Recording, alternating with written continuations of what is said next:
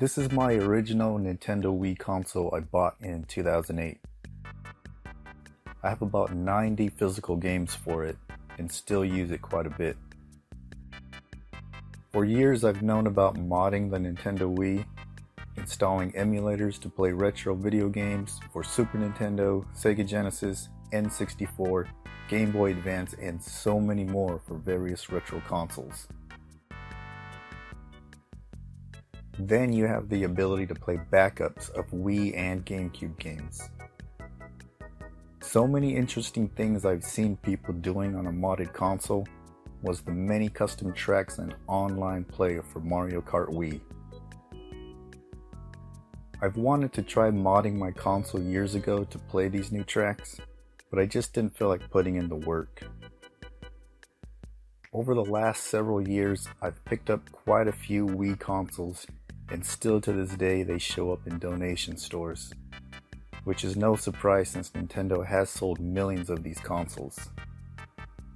So I finally got around to modding my Wii.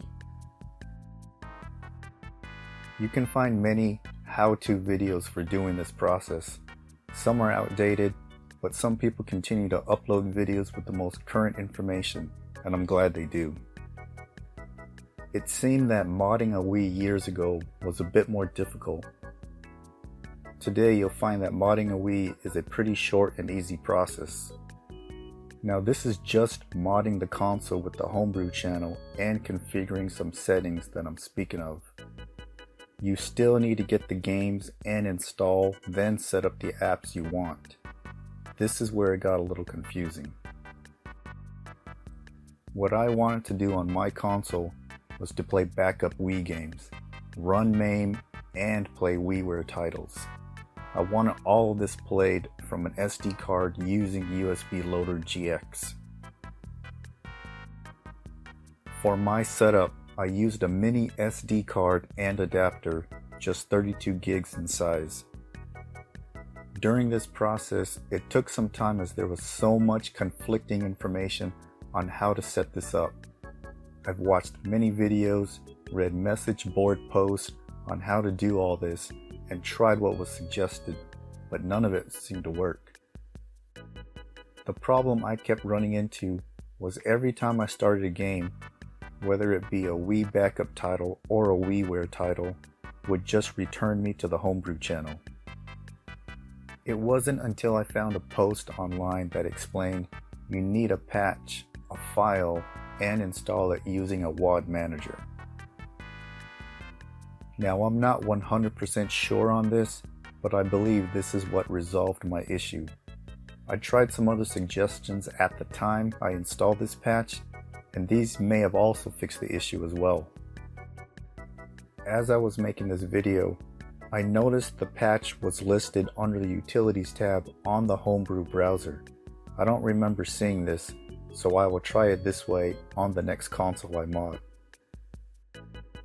After all the time I spent getting this set up, finding the games I wanted, installed with the correct settings, and having the games load off an SD card the way I wanted it is great. I finally get to play all the WiiWare games I never purchased on the Wii Shop channel when it was online. And of course, playing Wii backup games that are just way too damn expensive to buy is great too. I want to mention an app I used called Glow Wii to make the blue light around the disk drive on the console to glow. It doesn't stay on during any gameplay, it's just an app with different settings to display glow patterns. Just like what you're seeing here. I know many people want to have the light stay on whenever you are using the console, and that will be nice to have it stay on. I hope somebody figures that out. I did get MAME for Wii installed, but it's not worth it to me. There's only a few games that work that I wanted to play.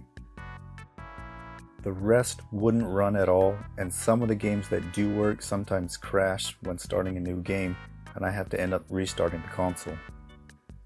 But I'm happy the other games are working, and playing Mario Kart Deluxe is a lot of fun. So many tracks to play, I'm sure I'll upload gameplay for all my favorite tracks sometime. I tried some emulators for retro games downloaded off the Homebrew channel, and they seem to work fine. But I'm not interested in retro console games on the Wii. I'm saving that for when I mod the Wii U so I can play them on the gamepad. Also, RetroArch didn't seem to work too well for me either. I spent a little bit of time on configuring the settings, but in the end I just gave up. But I'm not done modding.